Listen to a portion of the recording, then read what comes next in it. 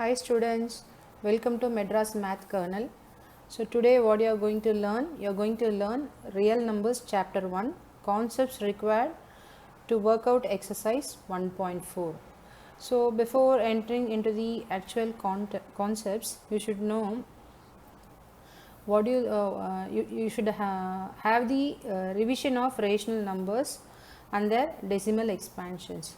So previously you would have studied in your 9th standard what do you mean by rational numbers and what is the form of rational numbers. So the rational numbers will be of the form p by q, where q should not be equal to 0 and p and q are some integers. So rational numbers, they can exist in two forms. One is terminating decimal and in another one is non-terminating repeating decimal numbers. So in this section we will be exploring exactly when the decimal expansion of p by q is terminating and when it is non-terminating and repeating, right? Let us see few examples for the decimal numbers. So first I am considering 0.375. So you know how to make this decimal number as a fraction. So you all studied in your lower standards. So 0.375 can be written as 375 divided by 1000. This 1000 how I got? I have to count the number of decimal places, 3 decimal places. So I multiplied with 1000, that is 3 zeros I have added, and I have multiplied in the numerator and denominator. Since in the numerator you have decimal point, those zeros will go off. Remaining numbers are 375 divided by 1000. So if you prime factorize these two numbers, you will get 3 into 5 cube divided by this 10 can be factorized as 2 into 5. So 2 cube into 5 cube. So 5 cube will get cancelled. So the remaining thing is 3 divided by 2 cube, that is nothing but 3 by 8.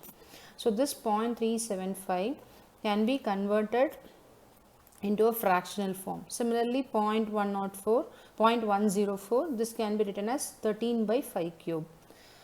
And 23.3408, again if you multiply the numerator and denominator by 10,000, you will get this as the final answer.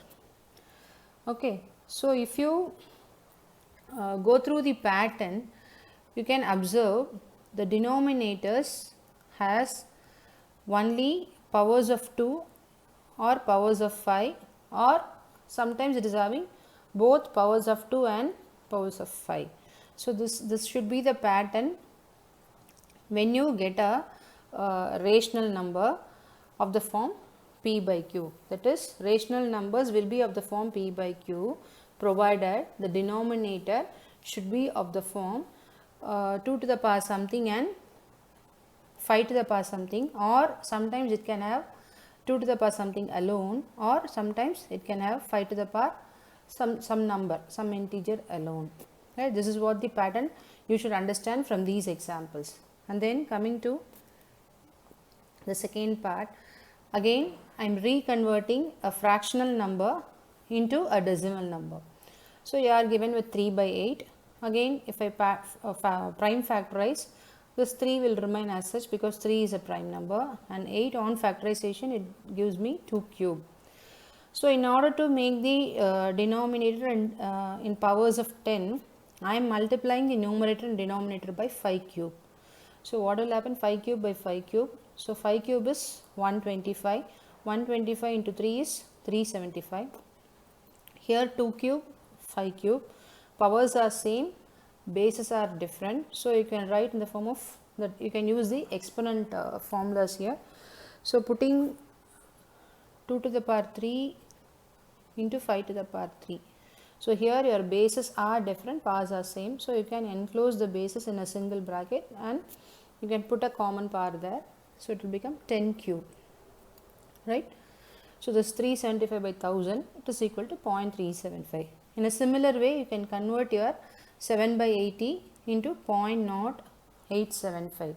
So what you can observe from this, if you have any numbers, any fractional numbers p by q, and if you found the denominator is of the form 2 to the power something or 5 to the power something, or both 2 to the power something and 5 to the power something, then you can convert that into a terminating decimal numbers. That is what you should infer from these two examples.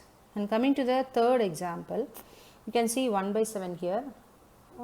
If you perform long division here, you will get the answer as 0.1428571, and it won't terminate, it will be keep on continuing. So what you can observe from this, if the pattern of the denominator it is not of the form 2 to the power something and 5 to the power something, then the decimals will be non-terminating and repeating.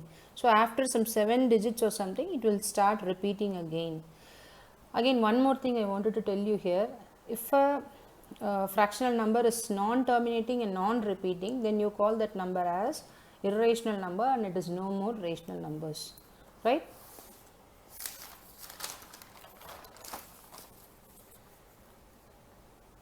And then coming to the actual theorems. So far you have seen some examples with respect to the decimal numbers.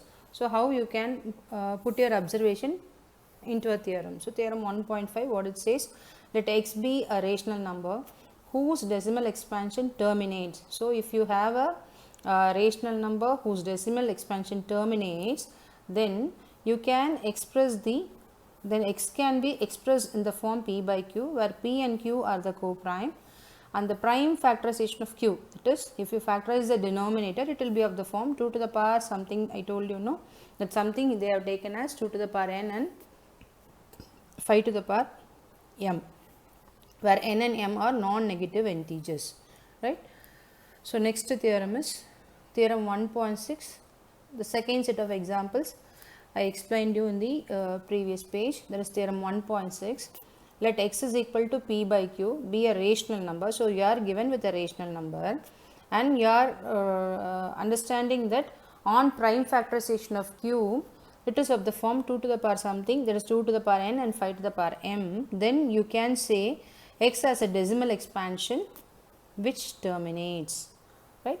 And then coming to the third theorem, theorem 1.7, third theorem as per this exercise, theorem 1.7, let x is equal to p by q, and we are observing that the denominator is no more of the form 2 to the power n and 5 to the power m. Then what you can say about this rational number, it is its decimal expansion which is non-terminating and repeating. So again I will read the theorem for you. Theorem 1.7 says, let x is equal to p by q, where p and q are co-primes, be a rational number. So you are calling x as a rational number such that the prime factorization of q, that is, on factorizing q, does not of the form 2 to the power n and 5 to the power m, where n and m are non-negative integers, then x has a decimal expansion which is non-terminating and repeating, right? So with this, the concepts for your exercise 1.4 is getting over. Thank you, students.